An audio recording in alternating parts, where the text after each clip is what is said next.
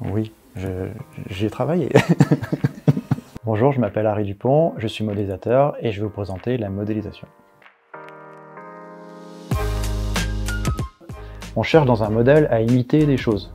C'est-à-dire qu'en gros, on va chercher à reproduire, à créer un laboratoire qu'on peut facilement manipuler, changer des paramètres, etc. pour manipuler l'objet. Si je prends l'exemple de la maquette d'avion, en fait, on va créer un mini-avion dans lequel on va pouvoir changer la nature des ailes, dans le matériau, la forme, etc. à moindre coût et faire plusieurs essais et déterminer quel est le meilleur avion dans tout ça. Maintenant, si je prends le cas de la modélisation de la qualité de l'air, donc dans le cas de la modélisation de la qualité de l'air, je dirais que l'objectif c'est de faire le laboratoire, mais de l'air cette fois. Donc là, on va utiliser les lois de la physique, de la chimie, pour poser notre problème. On va numériser ce problème-là, donc créer des boîtes numériques où on va dedans appliquer ces lois-là, et ensuite déterminer ce qu'on a comme concentration de polluants. Mais ça va un petit peu plus loin, dans le sens où il n'y a pas que des lois de la physique et de la chimie, il y a aussi des lois qui sont liées à la nature humaine, comme les émissions, et aussi la nature tout court, on va dire, comme les émissions biogéniques par exemple, qui interviennent là-dedans. Donc plus on va essayer de rendre notre modèle précis, plus on va essayer d'incorporer des nouveaux phénomènes et des nouvelles équations dans notre modélisation. Bon modélisateur, faut savoir un petit peu résumer les choses d'abord, il faut savoir identifier chaque phénomène, chaque problème, et puis arriver à les conceptualiser. J'ai envie de dire qu'en fait le métier d'ATMO de modélisation, c'est un peu faire l'impossible, c'est-à-dire on doit prédire l'impossible, on doit parfois prédire des choses qui vont devenir réelles, mais on ne sait pas encore.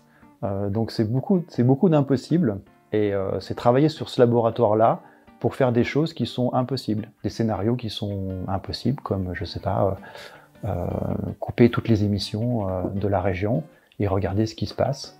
Ça donne énormément d'informations, c'est de l'ordre de l'impossible à faire immédiatement comme ça, mais c'est tout à fait possible dans un modèle, et c'est l'intérêt du modèle. En fait, dans une étude, on va chercher d'abord à trouver le modèle le plus pertinent par rapport aux questions qui sont posées. Donc déjà, un modélisateur va choisir le modèle qui est le plus pertinent en termes d'efficacité pour répondre aux questions. Donc ça, c'est on va dire la première étape en modélisation. Et puis ensuite, on va mettre en œuvre ce modèle-là. Donc là, il y a des étapes qui sont plus liées à la mise en œuvre numérique du modèle. Et dans cette mise en œuvre, on va exploiter des données d'entrée de diverses natures, comme des émissions, parfois de la mesure qui peut être au sol, satellite, etc., qu'on va aussi confronter aux résultats. Donc là aussi, il y a une partie qui consiste à scénariser et à regarder par rapport à la vie réelle ce que ça peut donner.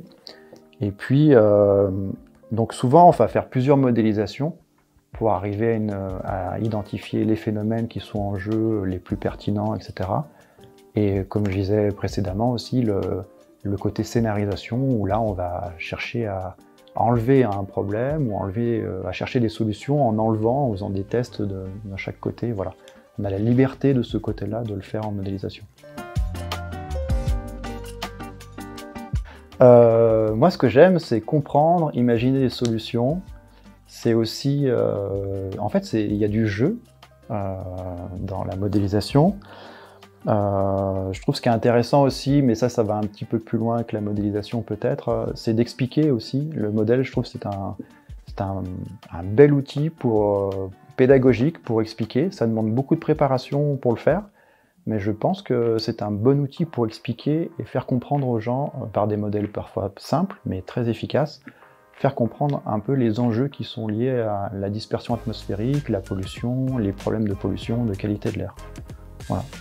Donc il faut aimer jouer, et il faut aimer jouer, et il faut aimer aussi, je pense, transmettre, ça peut être un outil de transmission pédagogique intéressant. Je pense qu'il faut aimer modéliser. Je pense qu'il faut être un petit peu artisan en fait, il faut aimer l'artisanat, c'est-à-dire fabriquer des modèles, c'est un peu de l'artisanat pour moi.